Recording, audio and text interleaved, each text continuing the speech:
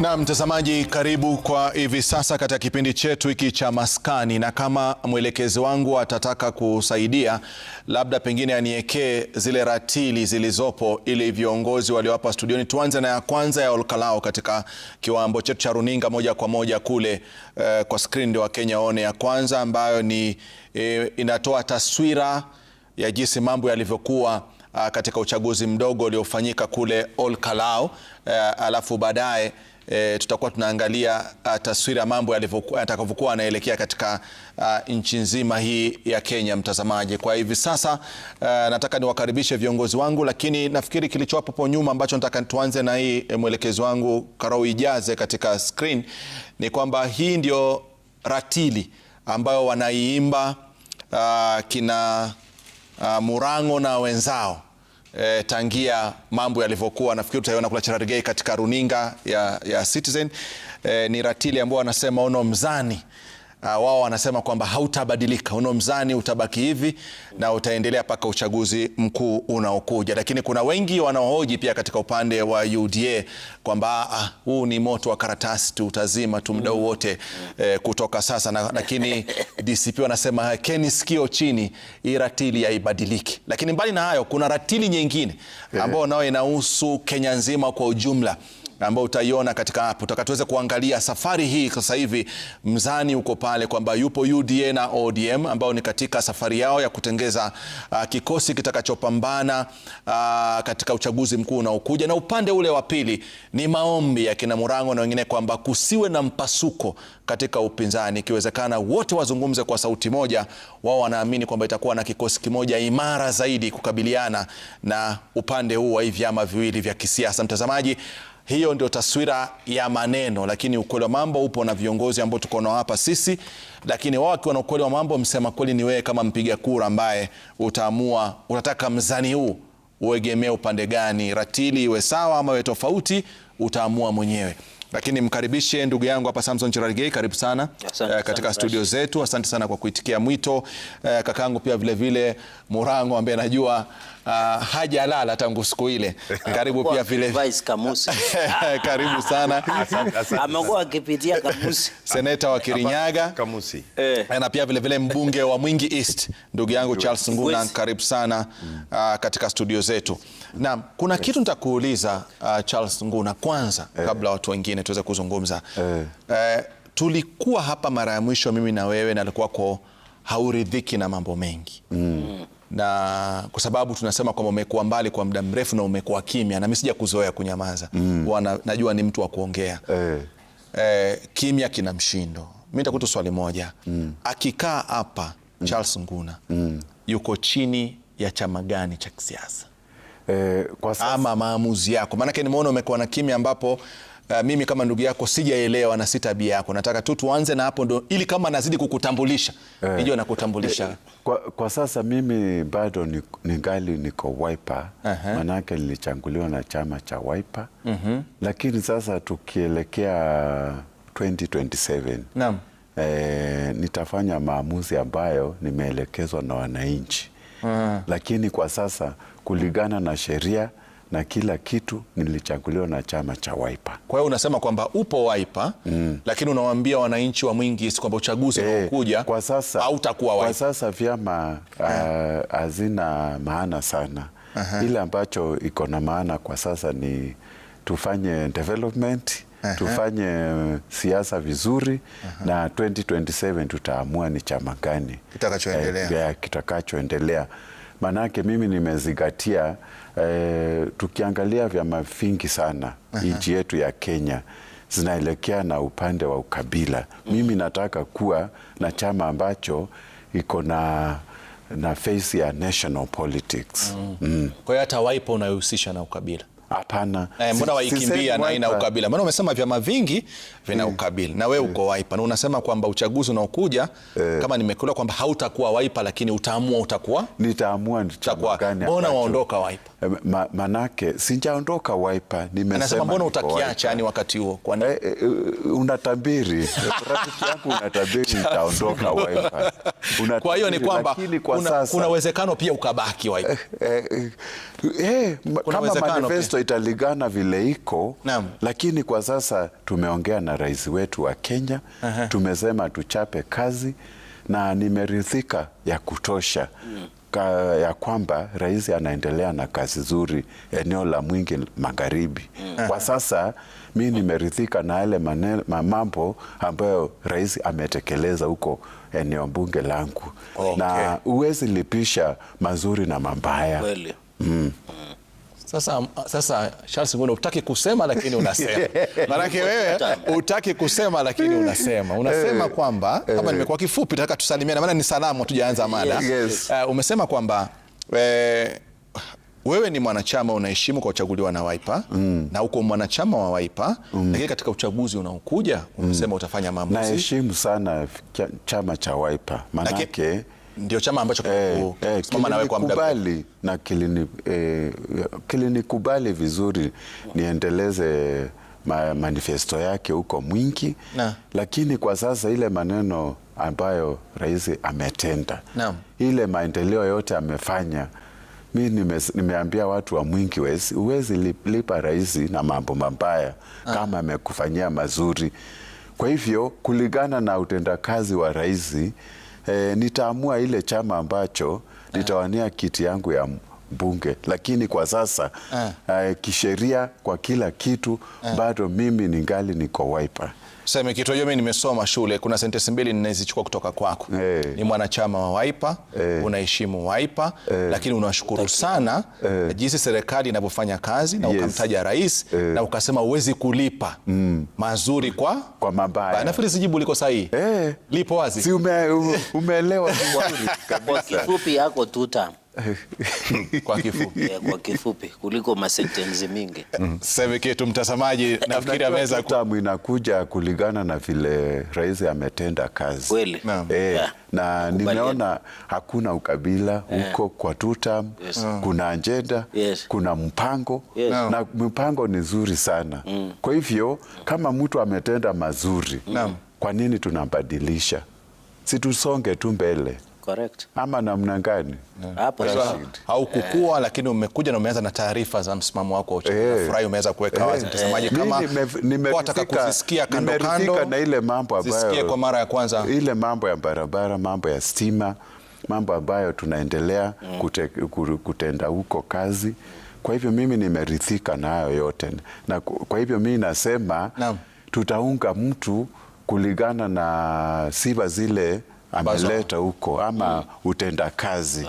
Lakini si kuangalia ukabila ama vyama tu ambazo ziko regions kwa sasa. Na asante sana Charles Nguna. Nafikiri mtazamaji, kama alikuwa kuwataka kujua mwelekeo wa kisiasa wa Charles Nguna, mbunge wa Mwingi East, nafikiri si siri tena.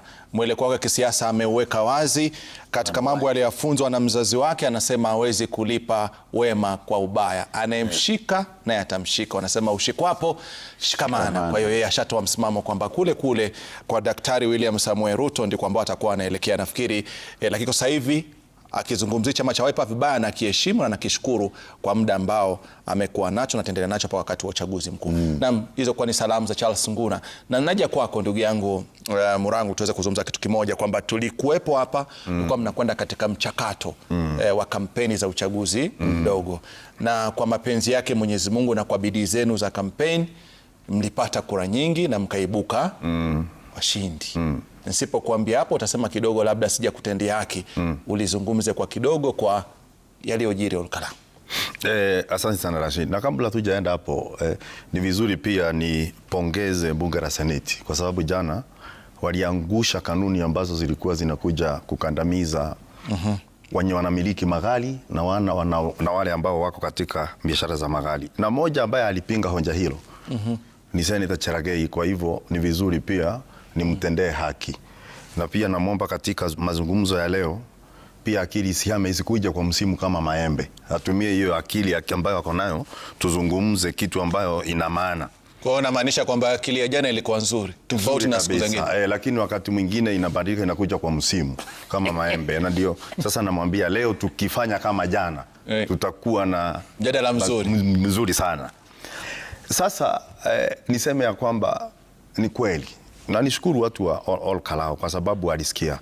Mimi ndo nilikuja na falsafa ya kwamba kuku tetea anaweza kula mahali popote katika kijiji, lakini kutaka yai ni nyumbani. Na watu wa Olkalau walikula kila mahali kwa serikali, lakini mayai walitagia nyumbani. Na niseme ya kwamba Rashid, huo uchaguzi umeweka wazi bayana mambo matatu. Kwamba si tena kwamba serikali itatumia pesa kuweza kuwashawishi watu ili wapige kura. Hiyo tumeweka kando kule Olkalau. Ya pili ni kwamba sio maendeleo ya ghafla wakati uchaguzi umekaribia ya kuja kuwaandaa watu ili waweze kupiga kura, hata hiyo haitawafumba macho. Na ya nne pia ni vizawadi za kupewa. Kwa sababu Rashid, kama pale Olkalau watu walikuwa wanapewa mpaka kondoro ya futi 6 kwa 2 ambayo imekonda kama kindiwia, kwa sababu ya Cherargei kindiwia ni sim card kidogo namna hii ambayo unalala mtu mmoja, ilikuwa inaitwa kondoro ya talaka, kwa sababu mwezi labda mulale kwa zamu, lakini watu wakakataa hiyo, wakakataa viatu, wakakataa hata vitu nyingi zililetwa, hata mambo zingine zililetwa mahali hakuna ziwa, wakazikataa na wakapiga kura kulingana na mtu ambaye walikuwa wanamhitaji. Na niwashukuru kwa sababu pia ni werevu. Unaona, yule ambaye alishindwa, ndugu yetu Muchina, amepewa kazi na serikali. Wangemchagua huyu wetu ambaye alikuwa anaitwa Chokora, hangepewa kazi na mtu yeyote. Na kwa hivyo ni kusema wametumiwa jiwe moja kuua ndege wawili. Muchina ako na kazi, ni mtoto wetu kule Kalau.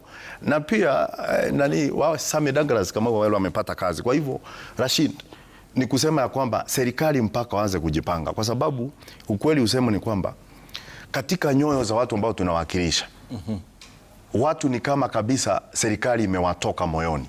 Na nimalizie kwa kusema ya kwamba kuna vitu zingine, unaona kuna miungano ingine kama unasikia broad based. Ukitaka ni kama dhambi. Ukitaka Mungu akumbariki mpaka uachane nayo. Na nadhani pale sisi tushaachana nayo, na sasa nadhani baraka ziko jiani zikija. Na sana Cherargei, nafikiri ukiweza kuangalia sababu zake tatu, anasema pia siasa za kuhongana zimepitwa na wakati. Wahuni, hatutaki maendeleo ya ghafla. Kama mkutupa maendeleo wakati huo, msituletee maendeleo wakati tunakwenda katika uchaguzi. Hiyo ni kutuadaa. Na pia vile vijizawadi hivi, anasema magodoro ya talaka hayo hawayataki, vitu kama hivyo.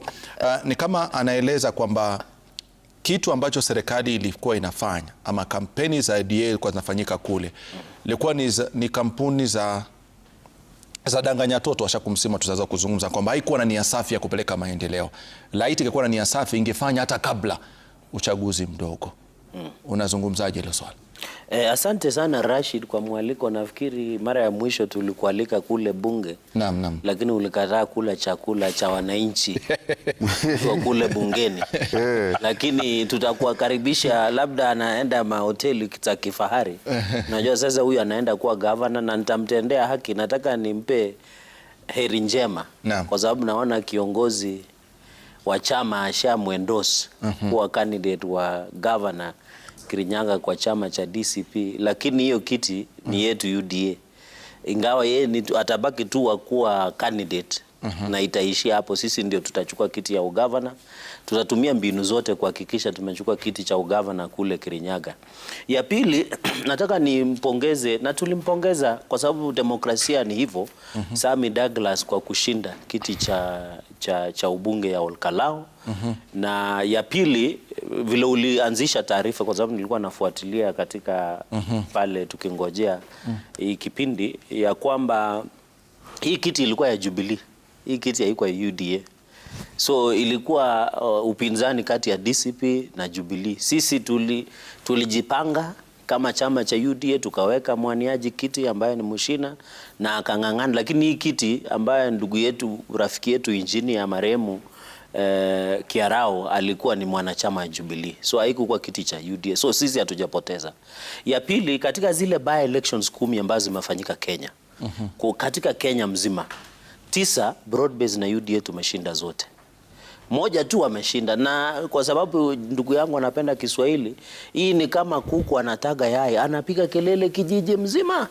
Si kama ng'ombe ambaye anatoa maziwa na apigi kelele. So hiyo ni tabia ya wale ambao wameshinda kiti kimoja tu pale Olkalau. Na ikiwa wanasema Mount Kenya ama Mlima Kenya ni ngome yao ya kisiasa, katika viti zote, hata yeye yenye anakaa katika Senate ni mwanachama wa UDA. Na nimesema mara kadhaa hapa tukiwa na wewe Rashid, ya kwamba ikiwezekana hawa kama ni wanaume kamili, sitaki kutumia yale ndugu yangu CNN alitumia, wajiuzulu, waende kwa debe kwa hii chama cha DCP, ndio tuone kama hao ni wanaume na wanawake kamili ambao wanaweza rudi bunge kupitia chama ambacho ni kama karatasi wa moto. Na nashukuru sana vile ulianzisha kipindi hii, ni kama karatasi ya itabaki tu hapa Mlima Kenya, lakini zidani hata katika Mlima Kenya hawatafaulu kupata hizo viti. Ya mwisho ni ile changamoto, na nafikiri nisijasikia wenzetu wakishukuru IEBC, lakini walijaribu kulingana na ile environment ambayo ilikuwa pale. Tunataka IEBC siku zijazo ya kwamba wahakikisha wameweka mikakati ya kutosha ndio sheria ifuatwe, hasa sheria za uchaguzi. Na mimi nataka niseme zile programs za development zinaendelea Nyandarua, Olkalawe zimekwanga, ni vile wanaangazia tu kwa sababu walikuwa wanatumia hiyo kama ile inaitwa bogeyman kuomba kiti kwa raia wa Olkalawe. Lakini ukienda Nyandarua tunafanya mipango ya affordable housing, tunafanya mambo ya university, tunafanya mambo ya reli, tunafanya mambo ya maji, tunafanya mambo ya stima. Na si Nyandarua, umesikia ndugu yangu kutoka Kibwezi West kule mpaka Pwani mpaka Rift Valley mpaka sehemu zote za Kenya, rais anajaribu kufanya zile maendeleo. Na nafikiri nataka nishukuru kwa sababu ifikapo uchaguzi wa 2027 Wakenya watapiga, na nimeshukuru yeye amesema vizuri, Wakenya watapiga kura kwa mujibu wa ule ambaye amefanya kazi, si mambo ya chuki, ukabila, fitina ya ambao walikuwa wanauza kama sera kule Olkalao. Sera yao tu kusikia sera yote walikuwa wanauza tu chuki, fitina, ukabila, sijui chama ni ya nyumbani. Na nataka nishukuru kwa sababu ndugu yangu Nguna amesema vizuri, kama chama ambacho ni UDA na broad-based ni chama cha kitaifa. Sisi tuko na viongozi wa UDA kule Pwani, kule magharibi mwa Kenya na sehemu zote. Hii DCP ni chama ya kijiji ambayo inapatikana tu pale Olkalao. Kuna swali moja labda pengine kabla tuna mapumziko kidogo tuje tuendelee, kwamba kumekuwa na mpasuko ambao umekuwa ukizungumzwa na wachanganuzi wengi wa kisiasa kwamba tangia kuondoka ama kuondolewa kwa naibu wa rais Rigathi Gachagua kuliathiri kwa kiasi kikubwa mshikamano wa viongozi wa UDA wanaotoka katika eneo la Mlima Kenya, na ikawa ni nafasi ya kuangalia kwamba je, tunaweza songa bila huyo au naweza songa tukiwa na huyo. Uchaguzi mdogo uliofanyika kwa mujibu wa kina Murang'a ambaye yuko pale pataweza kuzungumzia ni kwamba imetoa message, na wameizungumza hata niliona juzi pia wameirudia sana, kwamba UDM napokuwa mnakaa chini mjue wazi kwamba Mlima hawaimbi wimbo wa UDA tena. Kwa asilimia kubwa, sio yote lakini kwa asilimia kubwa kama anavyosema, Mlima inaimba wimbo wa DCP. Je, hilo wewe unakubaliana nalo au kwa kifupi tu alafu tukirudi ndio pia? Nakataa kabisa, la hasha, kwa sababu hata ukiona katika bunge la Seneti wale walivaa sare umetaja ukianzisha hii programu ni waine: Murango, Metu, na Murango na Kadhangwa na waine tu, na kuna wengine, na kuna maseneta 67. Ukienda katika bunge la kitaifa hawafiki wawili, watatu, waine. So hata ukitaka kutumia bunge la kitaifa na bunge la Seneti kwa mfano, ni wachache ambao wanamfuata aliyekuwa naibu wa rais ambaye tulimfurusha kazini.